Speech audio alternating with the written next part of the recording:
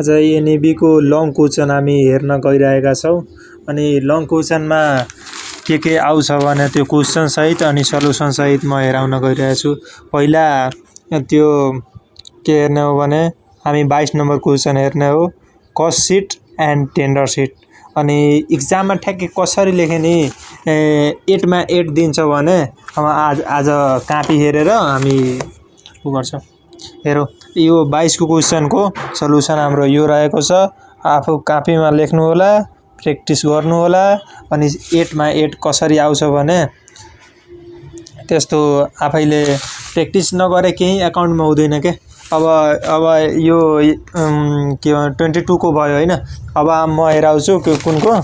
अब 8 मा 8 फेरि हेरौ एक्जाम को सल्युसन हो के। अब हेड राइटिङ नराम्रो पनि हुन सक्छ है। एक्जाममा त छिटो छिटो लेख्नु पर्छ, भ्याउनु पर्छ। यो क्वेसन हेरौ अनि त्यसपछि हामी सल्युसन हेराउँछौ। अनि यो हाम्रो सल्युसन भयो। अनि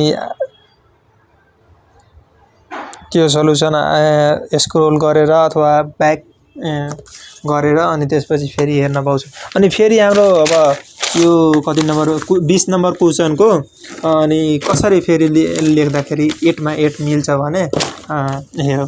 अब यो 20 को त अर्को क्वेसन हो हाम्रो मल्टी स्टेप इन्कम स्टेटमेन्ट। तर पनि हेरौ न। अब लङ क्वेसन सी को 2078 एनईबी सल्युसनमा एनईबी सल्युसन हामी गर्न गइरहेका छौं के। यो हाम्रो क्वेसन भयो हैन। अनि मल्टी स्टेप इन्कम स्टेटमेन्टको अनि त्यसपछि हाम्रो एडिशनल इन्फर्मेसनमा धेरै कुराहरु लुकेको हुन्छ के। अब त्यसपछि अब क्वेसन हेरेपछि हामी एकैचोटी सल्युसनमा लाग्छौं के।